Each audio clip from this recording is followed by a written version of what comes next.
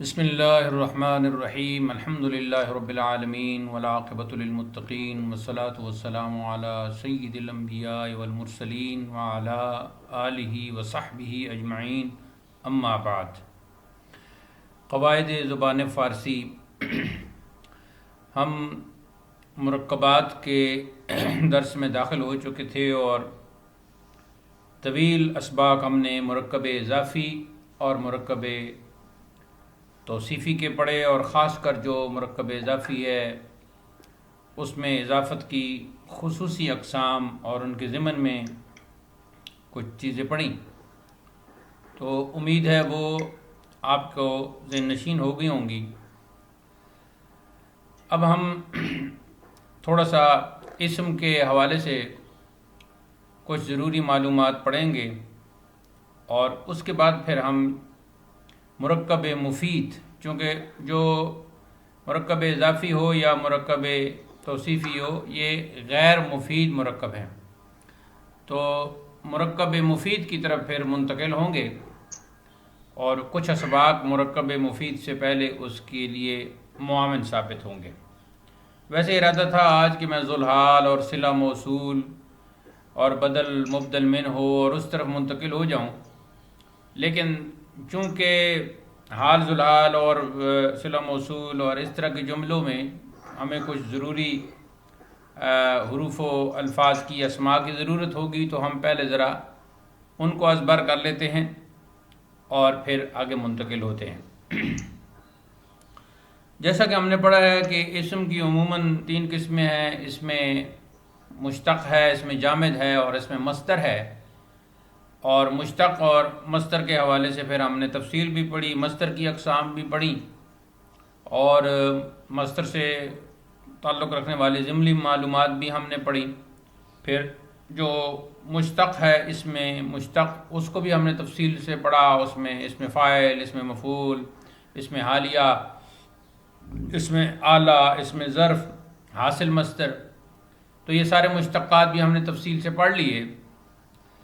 اب ہم اس میں جامد کی طرف متوجہ ہوتے ہیں، اور اس میں جامد کی عموماً 2 قسمیں بیان کی جاتی ہیں، ایک اس میں نکرہ اور دوسری قسم اس میں معرفہ۔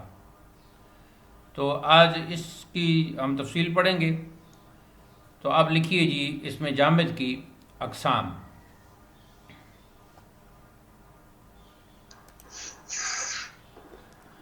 اس میں جامد کی 2 قسمیں ہیں۔ نمبر 1 نکرہ، اس کو نکرہ کاف کی نیچے زیر ہے، اور عموماً کاف کو ساکن کر دیتے ہیں سہولت تکلم کے لیے، تو نکرہ پڑھ دیتے ہیں۔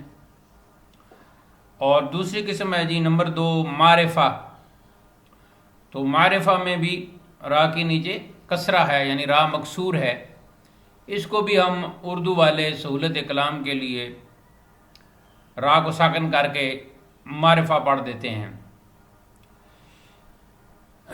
نکرہ اور معرفہ، ان کی تعریف لکھیں جی۔ سب سے پہلے اس میں نکرہ، اس میں غیر معین کو کہتے ہیں۔ غیر معین، یا کے اوپر تشدید اور فتحہ زبر، اس میں غیر معین کو کہتے ہیں، یعنی مزید اس کی تشریح بھی کر دیں، یعنی اس اسم عام کو کہتے ہیں۔ اب اسم عام کے اوپر بھی اس کو بھی انڈر لائن کر دیں، کیونکہ اسم عام دوسرا نام ہو گیا اسم نکرہ کا، یعنی اس اسم عام کو کہتے ہیں جو اپنے ہر فرد اور نوع پر، ہر فرد ہی کر دیں، بس مختصری کریں، جو اپنے ہر فرد پر صادق آتا ہو۔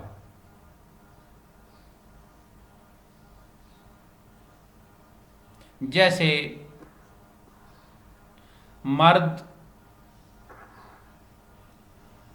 کوما زن، کوما رنگ، کوما جان۔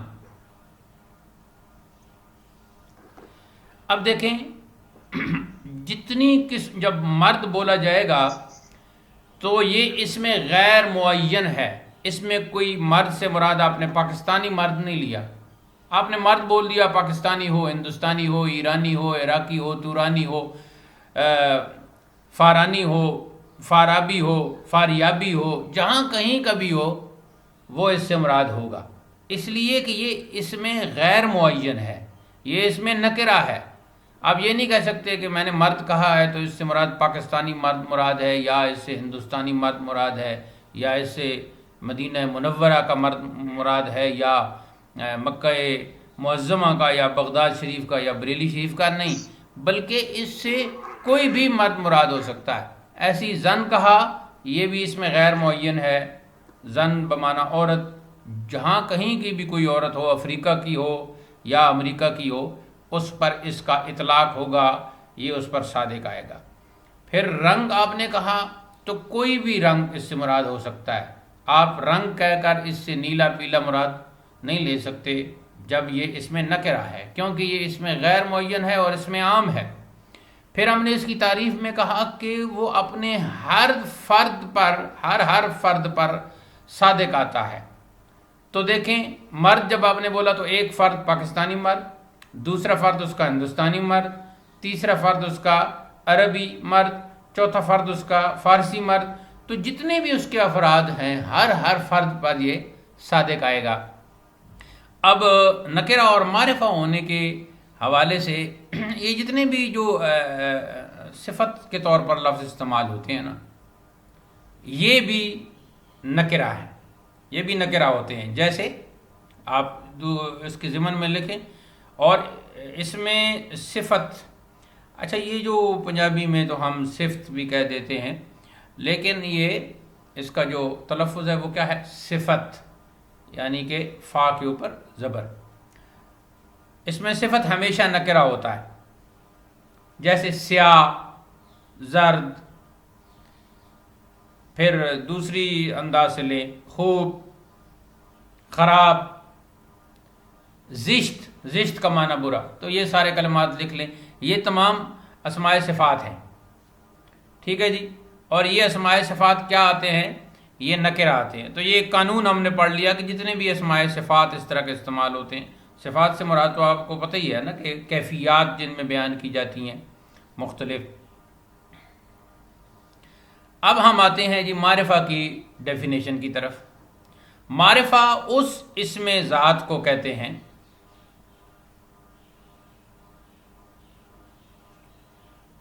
جو کسی معین شے پر دلالت کرے۔ معرفہ اس اسم ذات کو کہتے ہیں، ظاہر ہے جب معرفہ آپ لکھیں گے تو کولن ڈالیں گے اس کے، کیونکہ ڈیفینیشن اس کے بعد آئے گی تو اس سے پہلے کولن ہمیشہ جو ہے وہ جہاں کہیں بھی توضیح ہو وہاں آپ نے کولن ڈالنا ہے۔ معرفہ اس اسم ذات کو کہتے ہیں جو معین شے پر دلالت کرے۔ تو اس میں نکرہ کا بالکل اس کی ڈیفینیشن میں اس کا تضاد ہو گیا، وہاں غیر معین تھا، یہاں معین ہے، جیسے زید،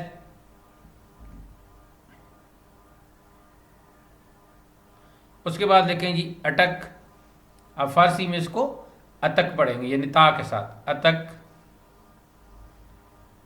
اس کے بعد آپ لکھیں جی لاہور،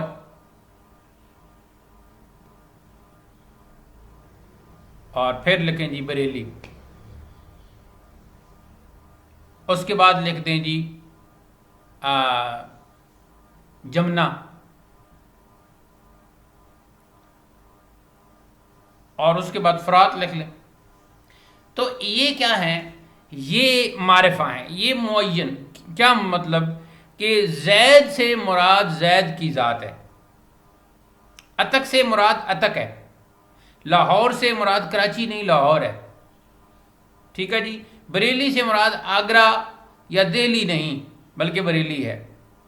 تو یہ یعنی شے معین کا جو نام ہے وہ معرفہ ہے۔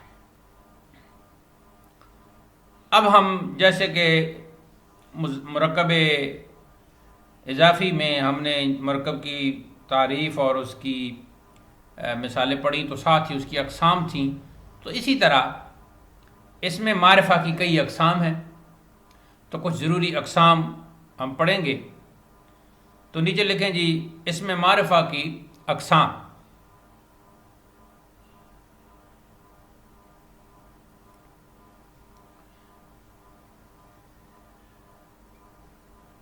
اس میں معرفہ کی کئی اقسام ہیں.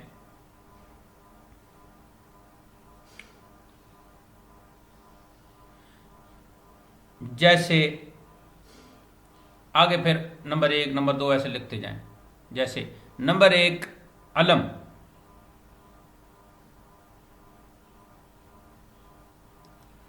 نمبر 2 ضمیر، نمبر 3 اس میں اشارہ، نمبر 4 اس میں موصول، نمبر 5 معہود ذہنی یا خارجی. میم عین ہاں تو آپ کی اپنی ہے نا لاہور والی، اس کے بعد واو اور دال، معہود ذہنی یا خارجی. نمبر 6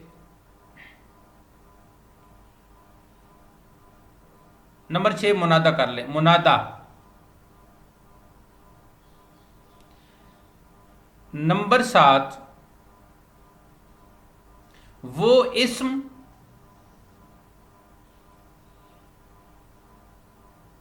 جو پہلی 5 قسموں کی طرف مضاف ہو.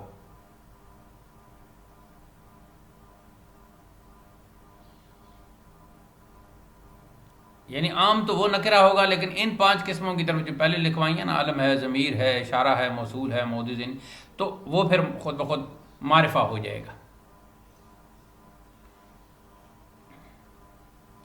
یہ آپ نے بالکل اس طرح رٹا لگانا ہے معرفہ کی اقسام کا، فوراً اس طرح بولنا ہے، علم، ضمیر، اس میں اشارہ، اس میں موصول، اس طرح. اب ہم ان کی توضیح کی طرف آتے ہیں جی. تو نمبر 1 لکھیں جی علم.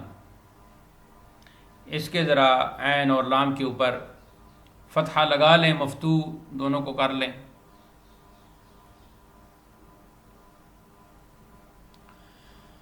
علم اس اسم کو کہتے ہیں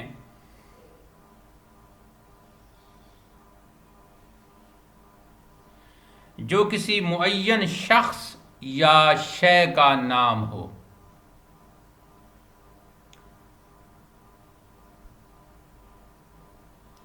اور دوسرے پر صادق نہ آئے.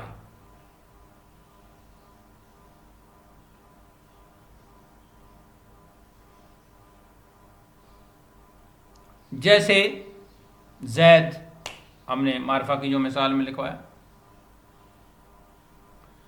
اب اس کی یہی توضیح ہے کہ زید کا اطلاق، چونکہ زید کا علم ہے تو اس شخص پر ہی اس کا اطلاق ہوگا جس کا یہ علم ہوگا، دوسرے پر یہ صادق نہیں آئے گا، خاص کر بکر پر یہ صادق نہیں آئے گا، اس لیے کہ اس کا علم بکر ہے.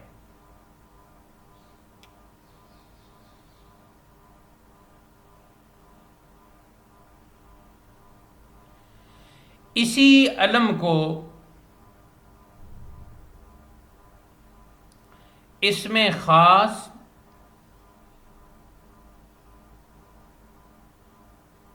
اور یا اسم خاص یا جزئی حقیقی کہتے ہیں. اب اس اسم خاص اور جزئی حقیقی کو انڈر لائن کر لیں آپ، آگے جا کر یہ اصطلاحات بولی جائیں گی، اور خاص کر علم منطق میں. اسی علم کو اسم خاص یا جزئی حقیقی کہتے ہیں. اور یہ جو ہوتا ہے نا خطاب اور عرف اور تخلص، یہ 3 بھی لکھیں، یہ بھی اسی علم میں داخل ہے. اب خطاب جو ہے وہ عموماً کوئی دوسری شخصیت کسی شخصیت کو عطا کرتی ہے. ہندوستان کے تناظر میں بات کریں تو انگریزوں نے بہت سارے چہیتے مولویوں کو خطاب دیے، شمس العلماء اور اس قسم کے خطاب. ان کی کوئی حیثیت نہیں ہے. یہ شمس العلماء وہ نہیں ہے جن کو انگریزوں نے کہا. شمس العلماء وہی ہیں جن کو انگریزوں نے نہیں کہا ہے جی. تو اس میں 3 چیزیں لکھیں ہیں: خطاب اور عرف. جیسے ہمارے ہاں ایک صاحب تھے، فوت ہو گئے، ان کا نام تو تھا بہادر خان، لیکن عرف جھلا خان. تو اب بھی اس وقت بھی جھلا خان مارکیٹ موجود ہے. اب آپ کو پتہ چلے گا کہ آپ کی جو ہنسی ہے جھلا خان پہ، وہ آپ نے کتنی سستی سمجھی تھی. جھلا خان مارکیٹ بھی ہے. تو پھر اندازہ لگا لیں، جھلا خان صرف عرف تھا، باقی وہ مارکیٹوں اور دکانوں اور مکانوں اور مربعات کا مالک تھا. خدا اسے بخشے. اور تخلص، جیسے ہم جیسے لوگ شعری ذوق رکھنے والے یا جو شعراء ہیں، غالب، اقبال، اعلیٰ حضرت، تو ان کے یہ جتنے بھی تخلص ہے یہ بھی اسی میں آتے ہیں. یعنی خطاب بھی، عرف بھی اور تخلص بھی اس میں علم میں داخل ہے. خطاب کو بھی علم کہیں گے، عرف کو بھی علم کہیں گے، یا تخلص کو بھی علم کہیں گے، اور اس میں خاص بھی علم کو کہیں گے، جزئی حقیقی بھی علم کو کہیں گے. کیونکہ یہاں ایک سوال پیدا ہوتا ہے کہ یہ سارے کیوں اس میں علم ہے؟ جب ہم نے تعریف میں کہا کہ معین شخص اور معین شے، تو پھر یہ اس میں کیوں شامل ہے؟ تو جواب یہ ہے کہ ان کا جب استعمال ہوتا ہے تو اس سے مراد بھی عام شخص نہیں ہوتا بلکہ خاص شخص ہوتا ہے. تو جب اس سے مراد خاص شخص ہوتا ہے تو پھر یہ اس میں علم ہوں گے. لیکن سر بعض بات ایسا بھی نہیں ہوتا کہ کئی لوگ ایک ہی ٹائٹل خود ہی لگا لیتے ہیں اور اپنے علاقوں میں مشہور ہو جاتے ہیں. تو جب وہ کوئی بلانے والا بلائے گا جس علاقے میں، تو وہ اسی کو بلائے گا جس نے وہ اپنا نام وہ کیا ہوگا. تو وہ معین ہی رہے گا، غیر معین نہیں ہوگا. ٹھیک ہے جی. اب جیسے کہ مختلف نام ہیں، تو زید لاہور میں بھی ہے، زید ادھر اٹک میں بھی ہے، زید پشاور میں بھی ہے، اور زید ادھر سعودی عرب میں بھی ہے. ٹھیک ہے جی. تو جہاں کہیں کوئی اس کو پکارے گا تو وہ جو جب علم پکارے گا تو اس سے مراد وہی ذات ہوگی جو معین ہے. ٹھیک ہے جی. تو وہ علم رہے گا.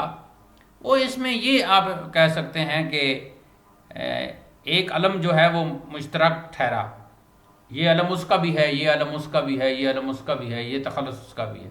تخلص میں بھی آپ دیکھیں آج کل بھی صابر تخلص کے موجود ہیں، اور کوئی شاید کافر تخلص کا بھی موجود ہو، لیکن علم تو خیر یہ اکثر کا ہے بنا دیا جاتا ہے.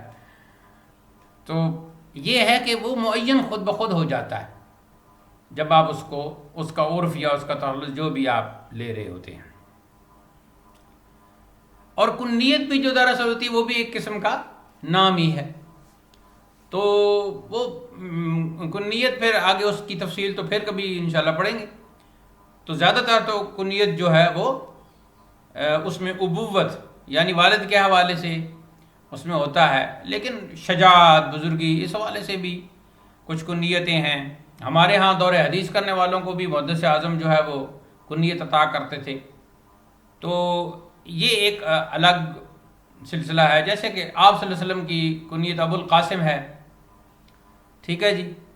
اور حضرت مولا علی کی ابو الحسن، اور پھر ابو تراب بھی ہو گئی اس دوسرے حوالے سے.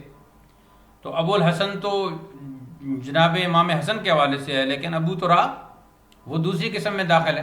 تو اس پر انشاءاللہ آگے جا کے ہم لیکن یہ بھی ایک قسم کا وہ علم میں آ جاتا ہے، کیونکہ اس سے بھی ذات معین، شخص معین جو ہے وہ مراد ہے. اب عرب میں تو کنیت کا رواج جو ہے وہ کئی طریقوں پر تھا نا. جانوروں کے نام بھی کنیت پر رکھے ہوئی ہیں جی. تو وہ میرے خیال میں عربی گرامر جب ہم پڑھیں گے تو پھر کنیت پر بہت ہی یہ تو اللہ تعالیٰ کو پتہ ہے، کیونکہ فارسی گرامر اتنی مشکل ہے تو عربی تو بہت بہت آپ کے پوائنٹ آف ویو سے کہہ رہا ہوں، خاکسار نے تو پڑھی جی عربی بھی شروع کروا دی تھوڑا سا ٹائم میں کہہ رہا ہوں کہ اگر فارسی گرامر اتنی مشکل لگ رہی ہے تو عربی تو پھر ظاہر ہے عربی ہے، آپ کے اعتبار سے کہہ رہا ہوں، مجھے تو زیادہ ذوق عربی میں آتا ہے۔ آپ جیسا استاد ہو صاحب تو انشاءاللہ مشکل اللہ تعالیٰ خیر کرے، مشکلیں دین سے آسان ہے بس بس سچی طلب ہو تو پھر انشاءاللہ آسانی ہو جاتی ہے۔ خطاب میں عموماً جو ہے وہ ایک عزت اور ایک تکریم اور ایک اعزاز کو سامنے رکھ کے تو وہ کیا جاتا ہے، اگرچہ ہم انگریزوں کی طرف سے جو وہ عزت اور تکریم دی گئی ہے اس کو ایک حد تک مانیں گے، مکمل طور پر اس کو نہیں مانیں گے۔ بہرحال اس کی جو بنیاد ہوتی ہے خطاب کی وہ عزت و تکریم ہی ہے۔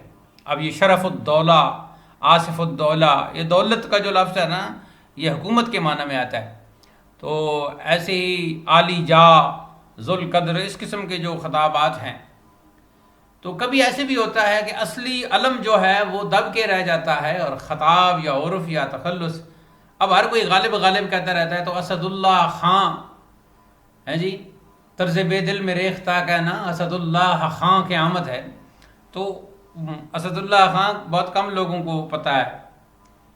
تو یہ کبھی کبھی جو دوسرے ہیں یعنی لقب ہے یا عرف ہے یا خطاب ہے، یہ کبھی اصلی اسم پر چھا جاتے ہیں تو ان کی علمیت بہت واضح ہو جاتی ہے، ٹھیک ہے جی۔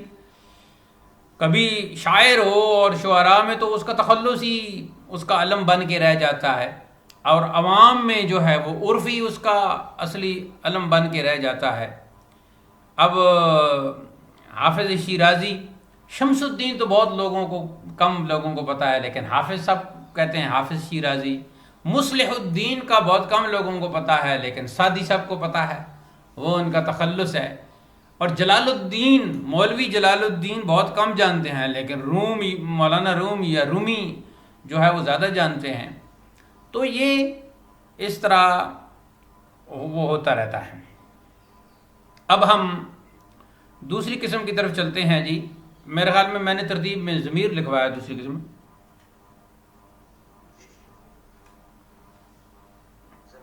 ضمیر۔ اچھا، ضمیر اس اسم کو کہتے ہیں جو اصل اسم کی جگہ استعمال ہو۔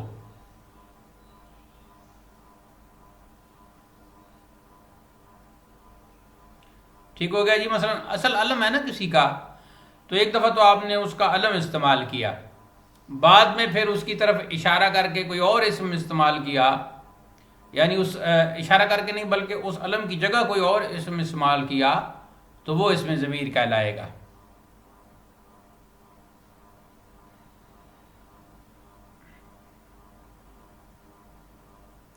اب ضمیر کی پھر دو طرح کے وہ ضمیر ہیں، ایک بالکل ظاہر ہے، بارز ہے، اور ایک جو ہے وہ چھپی ہوئی ضمیر ہے۔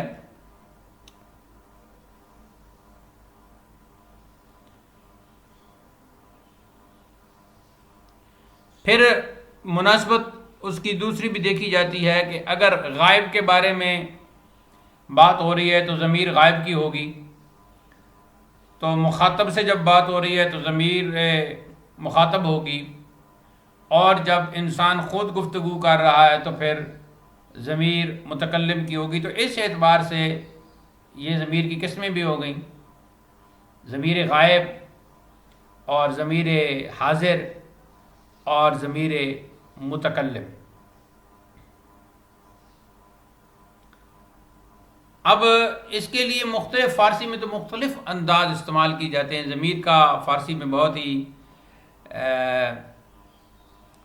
ایک کہیں کہیں مشکل بھی ہو جاتا ہے، خاص کر شعر میں سمجھنا کافی مشکل بھی ہو جاتا ہے، اور خاص کر ضمیر جو ہے، اب چھپی ہوئی ضمیر جو ظاہر ضمیر ہے اس کو ضمیر ظاہر اور بارز کہتے ہیں، اور ظاہر اور بارز، اور جو چھپی ہوئی ضمیر ہے اس کو ضمیر مستتر کہتے ہیں، ضمیر مستتر۔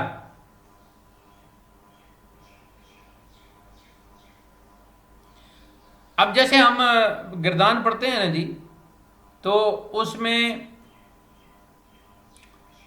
جب ہم کہتے ہیں آمدن سے آمد، تو یہ غائب ہے، ٹھیک ہے جی۔ تو آمد کے اندر ضمیر پوشیدہ ہے، مستتر ہے۔ پھر ایک اور قسم ضمیر کی کرتے ہیں منفصل اور متصل۔ اگر ضمیر بالکل الگ ہے، اس میں ضمیر الگ پڑھا جا رہا ہے، تو وہ اس میں ضمیر منفصل ہے، جدا ہے۔ اور اگر وہ ضمیر فعل کے اندر داخل ہے، جیسے کہ میں نے کہا کہ آمد کے اندر ضمیر ہے، تو اسے کہتے ہیں جی، یا ملی ہوئی ہے، وہ فعل کے ساتھ ملی ہوئی ہے، تو اس کو کہتے ہیں ضمیر متصل۔ اب ایک قسم اس کی ہو گئی جی اس اعتبار سے، فاعل کے اعتبار سے، ضمیر غائب، ضمیر حاضر، ضمیر متکلم۔ پھر اس کی ایک ہو گئی جی ظاہر اور پوشیدہ ہونے کے اعتبار سے، ضمیر بارز اور ضمیر مستتر۔ پھر تیسری تقسیم ہو گئی جی اس کے فعل سے الگ ہونے اور فعل کے ساتھ ملے ہونے، تو اس اعتبار سے یہ قسم ہو گئی جی ضمیر منفصل اور ضمیر متصل۔ اب بارز یا ظاہر اس ضمیر کو کہتے ہیں کہ جس ضمیر کے لیے کوئی حرف کلمہ فعل وغیرہ میں زیادہ کیا جائے، تو وہ پھر اس سے، جیسے کہ مثال کے طور پر کرد ہے، تو کرد میں جب مثلا میں نے کہا کہ میں نے کیا، تو میں نے کہا کردم، تو اب اس میں یا میں نے کہا جی کہ گفتم، یا میں نے مخاطب کو کہا کردی یا گفتی، تو اس میں کردم اور گفتم میں میم کا اضافہ ہوا، تو یہ ضمیر ہو گئی، اور کردی اور گفتی میں یا کا اضافہ ہوا، تو یہ ضمیر ہو گیا۔ تو اب کردم جب کہا یا گفتم جب کہا، تو اس میں متکلم کی ضمیر آ گئی، میم، جمع کے لیے ہم یا میم کر لیتے ہیں۔ اور جب ہم نے کردی اور گفتی کہا، تو اس میں یا ہو گئی، یہ خطاب کے لیے۔ اب یہ ملی ہوئی ہیں، جب کردم میں نے کہا تو یہ ملا ہوا ہے، ایسے ہی کردی کہا تو اس میں یا جو ہے وہ ایک لفظ کا حصہ ہے، کردم میں میم بھی اس لفظ کا، اس فعل کا، اس صیغے کا حصہ ہے، تو اس کو ہم اچھا جب ہم کردم کہتے ہیں تو پھر ضمیر کا نام واحد متکلم ہے، اور جب ہم کردیم کہتے ہیں تو ضمیر کا نام جمع متکلم ہے، اور جب کردی کہا تو یہ واحد متکلم ہے، گفتی بھی، اور کردید یا گفتید کہا تو یہ ضمیر کا نام بھی جمع متکلم ہو گیا۔ اور ضمیر منفصل کیا ہے؟ جو بالکل جدا ہو، جیسے وہاں میم تھا تو متکلم اپنے لیے استعمال کرتا ہے من، ٹھیک ہے جی، اور جمع کے لیے پھر اس میں آئے گا ما،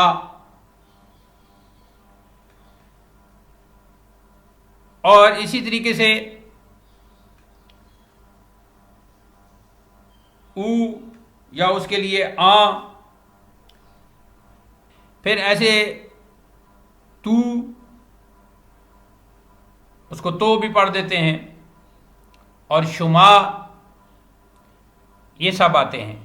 اب اگر ضمیر کی ایک اور تقسیم ہوگی کہ اگر ضمیر فاعل کی جگہ آ رہی ہے تو اسے کہتے ہیں ضمیر فاعلی، اور اگر ضمیر مفعول، اس میں مفعول یعنی مفعول کی جگہ آ رہی ہے تو پھر ہوگی ضمیر مفعولی۔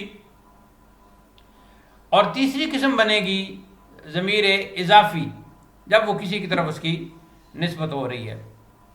اب جو ضمیر حالت فاعلی میں واقع ہو تو ظاہر ہے وہ ضمیر فاعلی ہوگی، تو اس کا جو اچھا یہ ذہن میں رکھیں گے، جب بھی اس میں ضمیر کی بات ہوگی تو ضمیر کسی نہ کسی کی طرف لوٹ رہی ہے، تو جس کی طرف لوٹتی ہے، جب ضمیر لوٹ رہی ہوتی ہے تو اسے راجع کہتے ہیں، اور جس کی طرف لوٹ رہی ہوتی ہے اسے مرجع کہتے ہیں، تو وہی اس کا فاعل ہوتا ہے۔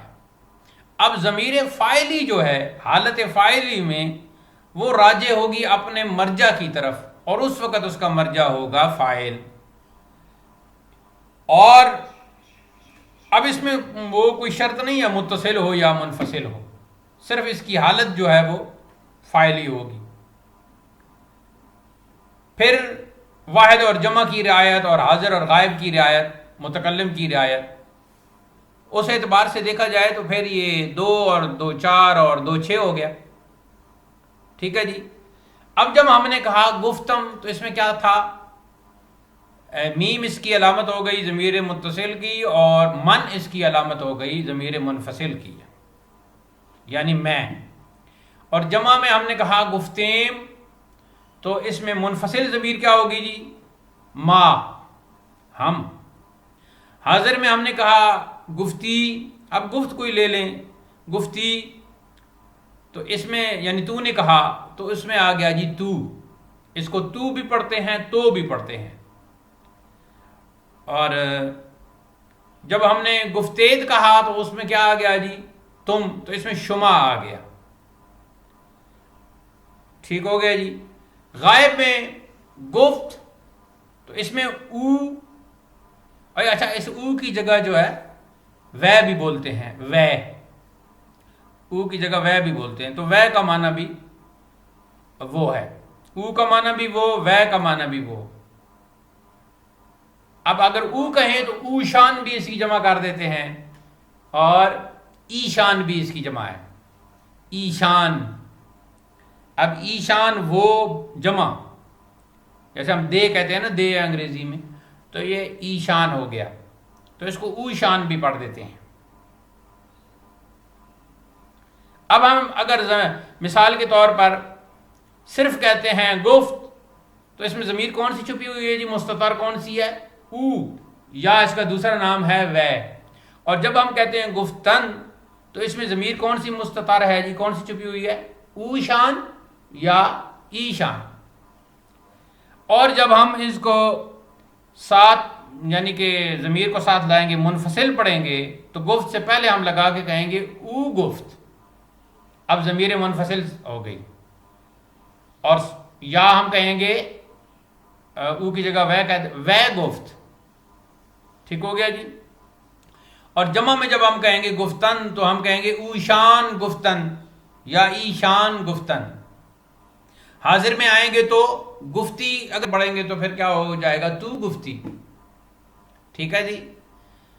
آگے گفتید میں آئے گا شما گفتید، اور گفتم میں اور منفصل کریں گے تو من گفتم، اور جمع میں ما گفتیں۔ اب یہ ایک ہے کہ جب ضمیر منفصل ہوگی تو اس کا ایک خاصہ ہے، لکھیں جی ضمیر منفصل کا خاصہ۔ ضمیر منفصل کا خاصہ یہ ہے کہ وہ ابتدا میں ہوتی ہے، ابتدائی کلام میں آتی ہے۔ ضمیر جو ہے وہ اسم ہے، اس کو آپ مذکر بھی کہہ سکتے ہو، لیکن اس کو عموماً اس میں مؤنث کے طور پر پڑھتے ہیں، تو آپ بھی وہی انداز اختیار کریں۔ اب مثال کے طور پر میں کہتا ہوں میں عاجز ہوں، تو اس میں ضمیر منفصل لائیں گے من عاجزم، میں عاجز ہوں۔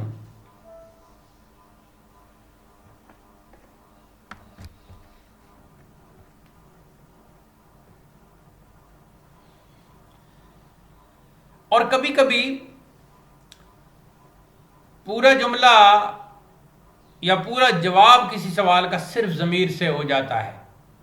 مثال کے طور پر جیسے کوئی پوچھے کل وہاں کون موجود تھا، تو آپ نے کہا میں،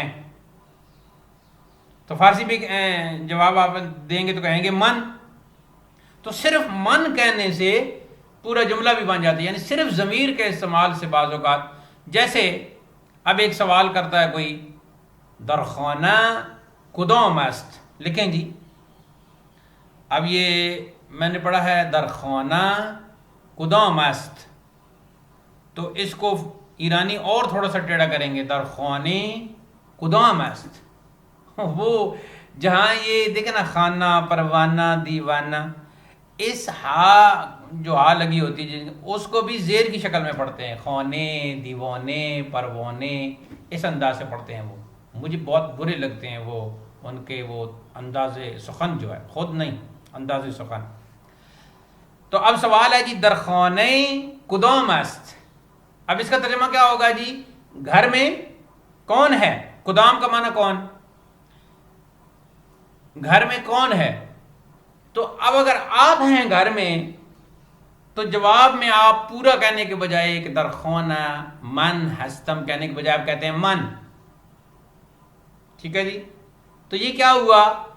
صرف اس میں ضمیر جو ہے اس سے آپ نے پورے جملے کا فائدہ اٹھایا اور اس کا جواب دیا.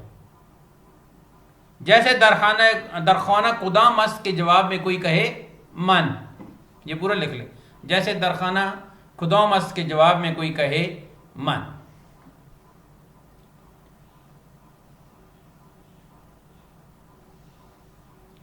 تو جیسے کہ آپ نے کہا یہ جو گردان ہم پڑھ چکے ہیں، تو پہلے سیغے کو چھوڑ دیں تو باقی سیغوں میں تو خود علامتیں نظر آ رہی ہیں نا. مثلا گفتند میں نون دال علامت نظر آ گئی، اور گفتی میں یا علامت ہو گئی، گفتید میں یا اور دال علامت ہو گئی، گفتم میں میم علامت ہو گئی، اور گفتے میں یا اور میم علامت ہو گئی. تو یہ ضمیر کی جو ہیں وہ علامتیں ہیں، ان میں ضمیر کے معنی پیدا ہوتے ہیں. تو ضمیر فاعلی جو صیغہ غائب میں پائی جاتی ہے وہ ضمیر متصل مستتر فاعلی ہے، یعنی وہ چھپی ہوئی ہے نا، اس میں او کہیں یا وے کہیں وہ چھپی ہوئی ہے. باقی 5 کے 5 صیغوں میں ان کی جو ہے نا وہ شکل نظر آ رہی ہے. ٹھیک ہے. ہم ایک اور گردان پڑھتے ہیں، کرد میں کچھ بھی نظر نہیں آ رہا، تو یہ پھر ضمیر مستتر ہے، یہاں چھپی ہوئی ہے. لیکن کردند میں نون دال، کردی میں یا، کردید میں یا دال، کردم میں میم اور کردیم میں یا میم یہ نظر آ رہے ہیں. تو جو ضمیر فاعلی متصل بھی ہے اور مستتر بھی ہے وہ پہلے صیغہ واحد غائب میں ہی ہے. اب ہم ضمیر فاعلی سے منتقل ہوتے ہیں جی ضمیر مفعولی کی طرف. تو ضمیر مفعولی اس کو کہتے ہیں جو ضمیر حالت مفعولیت میں واقع ہو، یعنی اس کا مرجع مفعول ہو. پہلے جو ضمیر فاعلی تھی تو اس میں ہم نے کہا کہ اس کا مرجع فاعل ہو. اب ضمیر مفعولی ہے تو ظاہر ہے جو حالت مفعولیت میں ہوگی اور اس کا مرجع مفعول ہو. اب یہ کوئی ضروری نہیں کہ وہاں متصل اور منفصل، وہ چاہے متصل ہو چاہے منفصل ہو، صرف شرط یہ ہے کہ اس کا مرجع مفعول ہو، وہ ضمیر مفعولی ہوگی. اب مثال کے طور پر ہم کہتے ہیں جی کہ زد سے مثلا جو ہے نا زدن، تو زد سے ہم گردان کرتے ہیں تو ہم کہتے ہیں جی زدم. ٹھیک ہے جی. تو اصل میں زدم جو ہے یہ ضمیر مفعولی ہے. اس کو ذرا سمجھنے کی کوشش کریں. زدم ضمیر مفعولی ہے، یعنی زد جو پڑی ہے وہ مجھ پر پڑی ہے. زدم کا مطلب ہوگا اس نے مجھ کو مارا، یعنی مارا مجھ کو. ٹھیک ہے جی. اور اس کو جمع بنانے کے لیے الف نون کا اضافہ کر دیتے ہیں.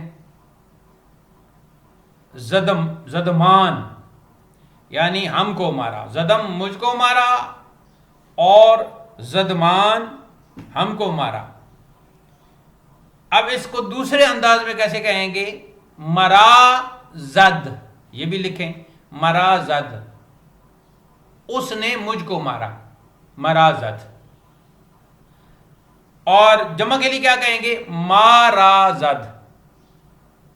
جمع من کی وہ من ما آ جاتی ہے نا، مارا زد مجھ کو مارا، ہم کو مارا، ما ہم کے لیے استعمال ہو گیا. اب جو ہے حاضر، تو اس میں تا کی علامت آتی ہے واحد میں اور وہ ساکن ہوتی ہے. زدت اور زدت اس نے تجھ کو مارا. ٹھیک ہو گیا جی. یعنی دوسرے انداز میں کیا کہیں گے؟ ترا زد،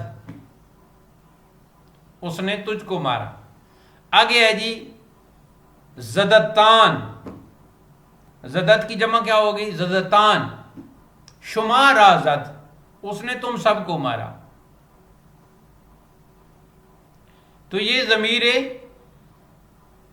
متصل پہلی جو میں آپ کو بتا رہا ہوں، اور ساتھ ہی میں ضمیر منفصل بھی آپ کو بتا رہا ہوں. تو گویا دو کالم بن گئے. اب آتے ہیں جی غائب کی طرف. زدش، تو یہ کیا ہے؟ اس نے اس کو مارا،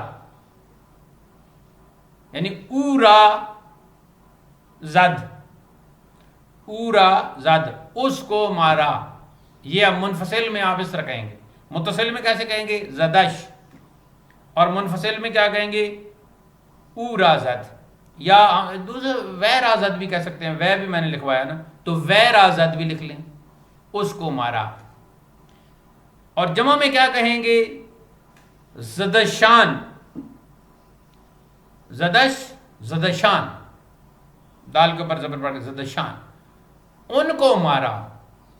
اور منفصل میں کیا کہیں گے؟ ایشان را زد یا اوشان را زد، دونوں چلتے ہیں. ایشان را زد، ان کو مارا. اب اگر نون نہ پڑے تو ایشان را زد، ان کو مارا. اب آپ چائنا اور انڈیا کی بات کر رہے ہیں تو پھر کہتے ہیں کیا بات ہے چائنا والوں کی، ایشان را زد، ان کو مارا.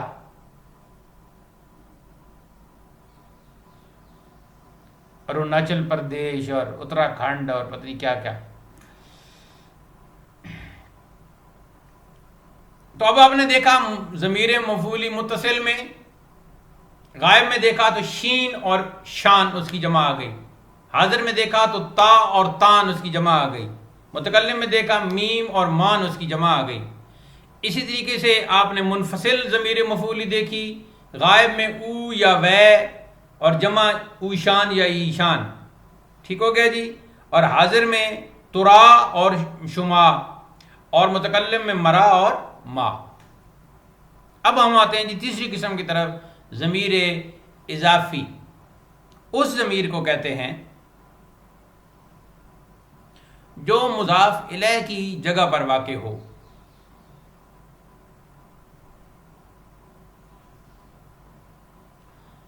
تو گویا ضمیر مضاف الیہ ہو جائے گا. اب اس میں متصل منفصل کی کوئی قید نہیں، تو آپ یہ لکھ لیں خواہ وہ اسم سے متصل ہو یا منفصل.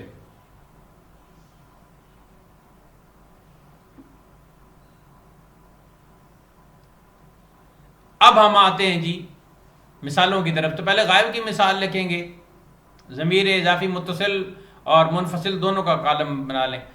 تو غائب میں ہم لکھیں گے جی دلش. اب اس کا کیا معنی ہوگا؟ اس کا دل. اچھا، اور پہلے متصل کے دونوں لکھ لیں، دل شان. نون نہ پڑے، نون نہ پڑے تو دل شان. اب دونوں کا ترجمہ کیا ہوگا؟ دلش اس کا دل اور دل شان ان کا دل. اب اسی کو منفصل میں لائیں گے تو کہیں گے دل او. بے شک درمیان میں لکیر کھینچ کے تو کر لیں، دل او، یا دل وے بھی کہہ سکتے ہیں، دل وے. اور جمع میں کیا کہیں گے؟ دل ایشان یا دل اوشان، ان کا دل. تو یہ سیٹ پہلا بن گیا جی، غائب ضمیر متصل اضافی اور ضمیر منفصل اضافی. جب کاغذ پہ آپ لکھیں گے، دوبارہ آپ پڑھیں گے تو سب کچھ آپ پر آسان ہو جائے گا، اس میں کوئی مشکل نہیں ہوگی. اب ہم منتقل ہوتے ہیں حاضر کی طرف. تو پہلے ضمیر متصل اضافی، اس میں وہی لگے گا تا اور تان، تا اور تان. دلت، اس میں کیا یعنی ضمیر اضافی میں ہم کیا یعنی یہ اسم کے ساتھ لگا رہے ہیں، وہ تو فعل کے ساتھ ہے نا، یہ اسم کے ساتھ لگا رہے ہیں. دلت تیرا دل، اور دل تان تم سب کا دل. یہ ہو گیا جی ضمیر متصل اضافی.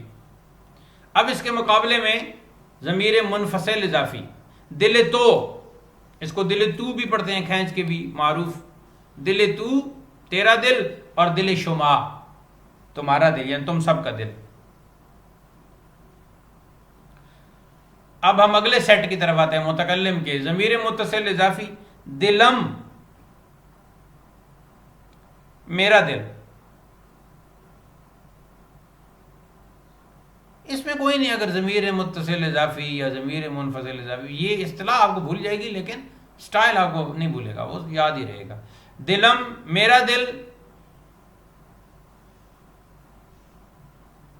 ٹھیک ہے جی.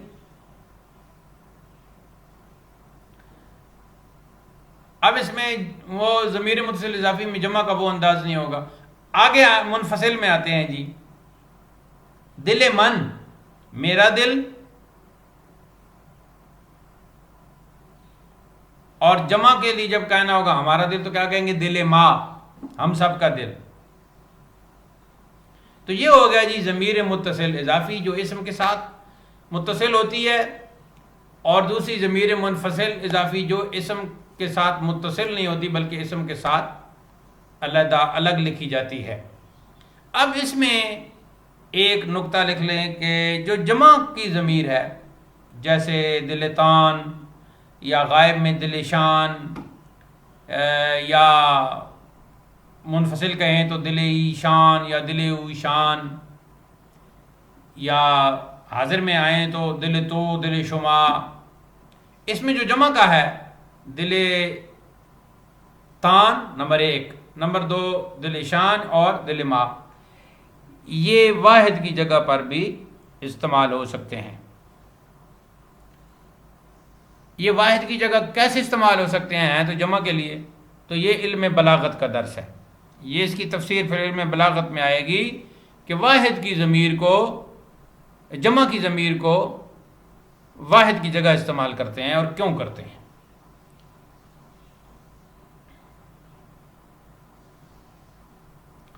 تو پھر مختلف جو ہے یہ جو میں نے کہا نا کہ مثلا زدم آیا ہے تو اس میں جو ہے ضمیر فاعلی بھی ہو سکتی ہے. ٹھیک ہے جی، کہ میں نے مارا تو وہ فعل میں، اور زدم ضمیر مفعولی بھی ہے کہ مجھے مارا، مجھ کو مارا.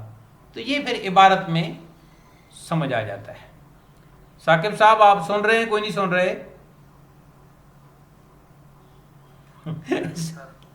درس ضمیر میں ضمیر سو گیا.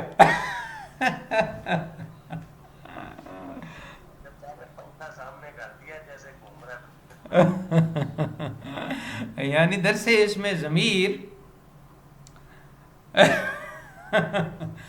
میں نے کہا ہے کہ اس میں اصطلاحات آپ کو بھول سکتی ہیں، فوراً آپ شاید ضمیر متصل اضافی کہنے میں کوئی دقت آپ کو ہوگی، لیکن ضمیر کی شکل آپ کو نہیں بھولے گی. تو اصل تو وہ چیز وہ شکل ہی ہے نا، اور اس کا معنی یاد کرنا ہے. ٹھیک ہو گیا جی. اب مختلف استعمال ہوتے رہتے ہیں، جیسے کہ مثلا میں نے اس سے کہا، تو میں نے کہا تھا گفتم، اور میں نے اس سے کہا تو پھر اس میں شین ضمیر آئے گی گفتمش. میں نے اس سے کہا گفتمش، میں نے اس سے کہا. این در سے اس میں ضمیر است. یہ اس میں ضمیر کا سبق ہے. ٹھیک ہو گیا جی. خوابیتن، خوابیدن بہتر است، سونا بہتر. تو یہ سب درس فارسی ہے. ٹھیک ہے جی. اگر 3-4 لوگ اکٹھے ہو گئے اور انہوں نے اسے کچھ کہا کہ کچھ اپنے آپ پہ رحم کرو، تو پھر کہیں گے گفتندش، ان سب نے اس کو کہا. ٹھیک ہے جی. ان سب نے اس کو کہا کہ مان لو، عقیدہ جو اسلاف کا ہے وہی مان لو. ان سب نے اس سے کہا گفتندش. تو اس طرح یہ انداز ضمیر کا چلتا رہے گا.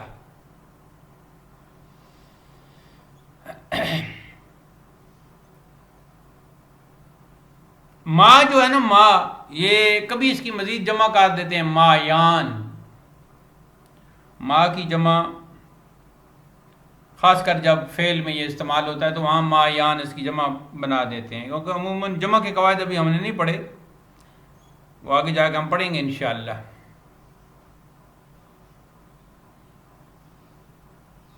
اب اس کی ایک تفصیل ہے، وہ آگے خود عبارات میں سمجھ آئے گی کہ کون سی ضمیر کہاں کیا فائدہ دے رہی ہے۔ اب شروع میں ضمیر کے حوالے سے اتنی معلومات کافی ہیں، وگرنہ تو یہ تقریباً 4-5 دن ہم اس میں ضمیر پہ لگے رہیں گے اگر اس طرح ہم تفصیل میں جائیں گے۔ یہ ہوتا ہے کہ بعض اوقات اس میں ضمیر کی جگہ کچھ الفاظ استعمال ہوتے ہیں فارسی میں۔ اب یہ ہو گیا کہ اصل تو تھا علم، اور اس کے ضمن میں ہم نے پڑھا خطاب، اس کے ضمن میں ہم نے عرف، اس کے ضمن میں ہم نے تخلص، اور اس کے ضمن میں ہم نے کنیت کا پڑھا۔ تو پھر ہم جب اس میں ضمیر کی طرف آئے تو ہم نے اس میں ضمیر کی پہلی تعریف ہی یہ کی کہ وہ اصل علم کی جگہ یا اصل اسم کی جگہ وہ بولا جا رہا ہے۔ لیکن اب ہم ایک تیسری بات کر رہے ہیں کہ اس میں ضمیر کی جگہ بعض اوقات بجائے اس میں ضمیر لانے کے کوئی اور لفظ لے آتے ہیں۔ یہ فارسی کا انداز ہے جو اردو میں بھی بعض حضرات اپناتے ہیں۔ تو وہ الفاظ جو بجائے ضمیر کے بولے جاتے ہیں ان میں سے چند درج ذیل ہیں۔ تو اس میں پہلا سیٹ جو ہے وہ آپ بنائیں جی ضمیر متکلم کا۔ اب ضمیر متکلم کیا ہے؟ من منفصل ہو گیا اور میم متصل ہو گیا، تو من منفصل ہو گیا نا جی۔ تو ضمیر متکلم من کہنے کے بجائے وہاں کچھ اور لفظ بولتے ہیں، جیسے نمبر 1 بندہ، نمبر 2 مخلص،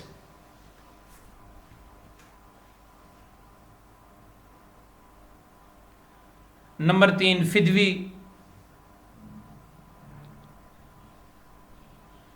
نمبر 4 حقیر،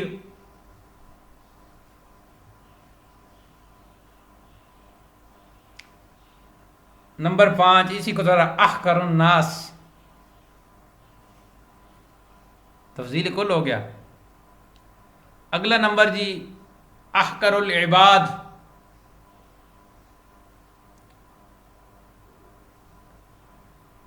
اگلا نمبر جی کم ترین،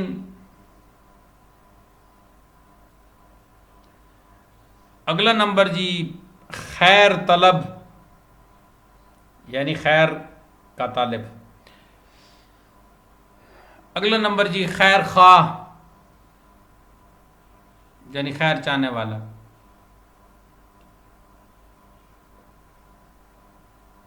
اگلا نمبر جی نیاز مند، نیاز کا یہاں معنی محبت، الفت، چاہت کے۔ اگلا نمبر جی آسی، آسی کا لفظی معنی گناہگار۔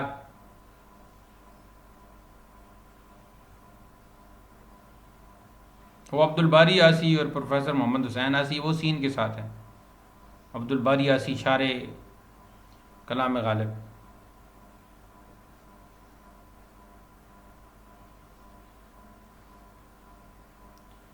نیاز کیش، کیش، کیش بھی پڑھ دیتے ہیں، نیاز کیش، نیاز کیش، کیش اچھا لگتا ہے۔ اگلا نمبر جی عقیدت گزیں، پورا پڑھیں تو نون پورا بھی پڑھ سکتے۔ اگلا نمبر جی دعا گو، آگے لکھ دیں جی وغیرہ۔ تو یہ سارے ضمیر منفصل متکلم کی جگہ استعمال ہوتے ہیں۔ مثلا من گفتم کے بجائے بندہ کہے بندہ گفتم یا بندہ گفت، ٹھیک ہے جی۔ مخلص گفتم، فدوی گفتم، حقیر گفتم، کمترین گفتم، نیاز مند گفتم، آسی گفتم، دعا گو گفتم۔ تو یہ سارے جو ہیں وہ الفاظ ہیں جو ضمیر متکلم کی جگہ بولے جاتے ہیں۔ اب دوسرا سیٹ جی وہ الفاظ جو ضمیر مخاطب کی جگہ بولے جاتے ہیں۔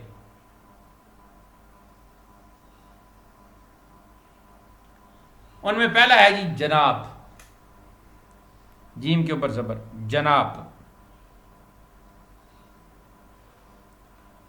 ان میں دوسرے نمبر پر ہے جی حضور.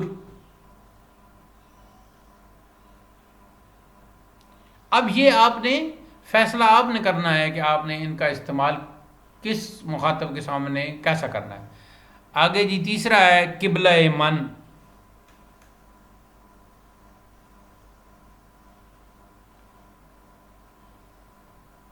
چوتھا ہے جی قبلہ و کعبہ ام کو علیحدہ لکھتے ہیں، قبلہ و کعبہ ام. آگے 5ویں نمبر پر ہے جی حضرت.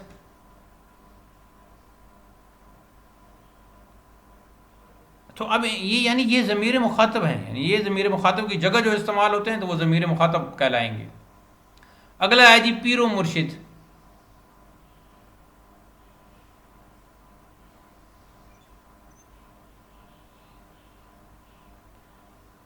اگلا ہے جی مولانا. اب دیکھیں یہ جو کچھ جاہل کہتے ہیں دیکھو جی مولانا ہمارے آقا، تو پھر آپ نے ان کو آقا مان لیا، حالانکہ یہاں یہ ضمیر خطاب کی جگہ استعمال ہو رہا ہے، یعنی ایک اس میں ادب کا تقاضا تو ہے ہی. آگے لکھیں جی مخدومی.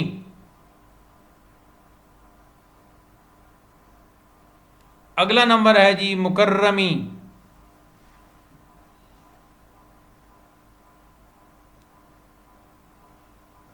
اس کے بعد ہے جی محبی.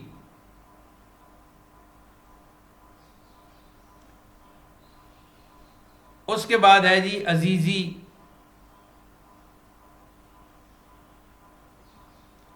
اس کے بعد ہے جی نور چشمی. نور چشمی،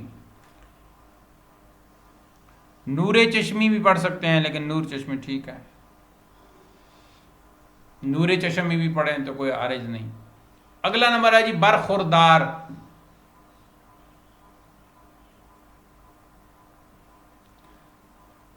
اور اگلا نمبر ہے جی دوست. اور آگے لکھ دیں وغیرہ.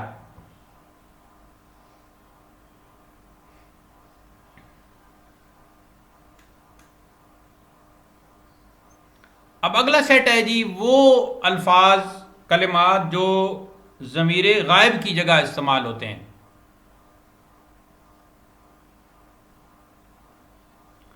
اس میں پہلے نمبر پر ہے جی جناب. اب آپ نے دیکھا کہ جناب مخاطب کے ضمیر کی جگہ بھی استعمال ہوتا ہے، اس وقت وہ خطاب کے لیے استعمال ہوتا ہے، اور جناب کا کلمہ ضمیر غائب کی جگہ بھی استعمال ہوتا ہے، تو اس وقت یہ ضمیر غائب کی جگہ بن گیا. اب کوئی جاہل ہوگا تو وہ کہے گا کہ جناب غائب میں استعمال نہیں کرنا چاہیے، جبکہ یہ دونوں جگہ استعمال ہوتا ہے. اچھا کبھی اس کے ساتھ موصوف کا، تو دوسرے نمبر پہ لکھیں جناب موصوف. جناب موصوف، یہ اکٹھا دونوں کو استعمال کرتے ہیں، جناب موصوف. یعنی اب کیسے ہم اردو میں کیسے کہیں گے جناب آئے، جناب موصوف تشریف لائے. آگے جی جناب، تو اس کو زیر کے ساتھ بھی پڑھ سکتے ہیں جناب موصوف. آگے ہے جی جناب ممدوح.